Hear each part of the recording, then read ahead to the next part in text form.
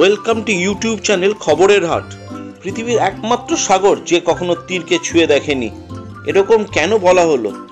জানতে হলে অবশ্যই ভিডিওটা প্রথম থেকে শেষ অবধি দেখতে হবে। ভিডিও যদি ভালো লেগে থাকে তাহলে সাবস্ক্রাইব করতে ভুলবেন না।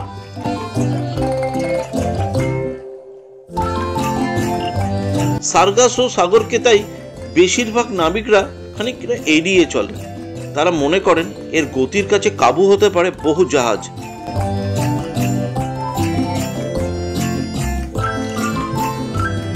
তাই এর মধ্যে দিয়ে যাওয়া সহজ নয়। অন্যদিকে স্থানীয় একটি প্রবাদ রয়েছে, সেখানে বলা হয়েছে 1492 সালে এই সাগরের পথে ক্রিস্টোফার কলম্বাস নিজের যাত্রা করেছিলেন।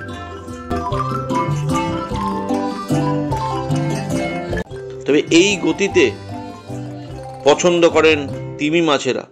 তারা এই গতিতে ভর করে অতি সহজেই এক প্রান্ত থেকে অন্য প্রান্তে চলে যেতে পারে।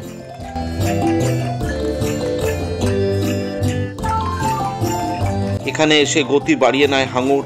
বড় কচ্ছপও প্রায় 20,000 মাইল পর্যন্ত ছড়িয়ে রয়েছে এই সাগর। সেখানে অন্য সাগরের তুলনায় একে ছোট বলা মোটেই ঠিক হবে না। উত্তর আটলান্টিক সাগরকে সকলেই তো চেনে, তবে এর মধ্যে আরো একটি সাগর রয়েছে যার নাম সার্গাসো। এর নাম অনেকেই জানেন না। এটি এমনভাবে উত্তর আটলান্টিক সাগরের সঙ্গে প্রবাহিত হয়ে চলেছে যা একে আলাদা করে চেনা খুব কঠিন। কিন্তু সকলকে ফাঁকি দিয়ে সে বয়ে চলেছে নিজের মতন করে। বিজ্ঞানীদের কাছে এটা একটা অবাক করা বিস্ময়কর ঘটনা।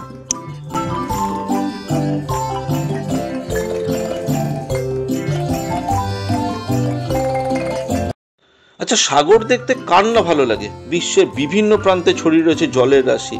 সেখানে স্থলভাগের পরিমাণ এতটাই কম রয়েছে যে সেখান থেকে জলরাশিকে হেলাফেলা করা উচিত না।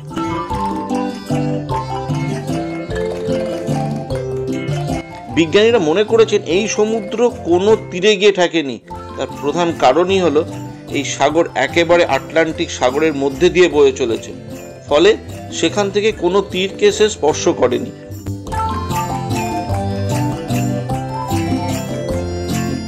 তবে যদি জলের নিচে যাওয়া যায় তাহলে দেখা যাবে এর গতি বেশ প্রবল। সেখানে বড় জাহাজকে টেনে নিয়ে সে চলে যেতে পারে।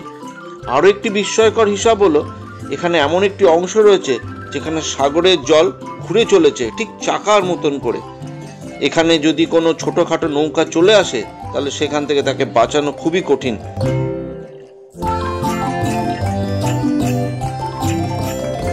তাই এটিকে ছোট সাগর বলে যদি কেউ মনে করে থাকেন তাহলে সেটা কিন্তু ভুল প্রমাণিত হবে।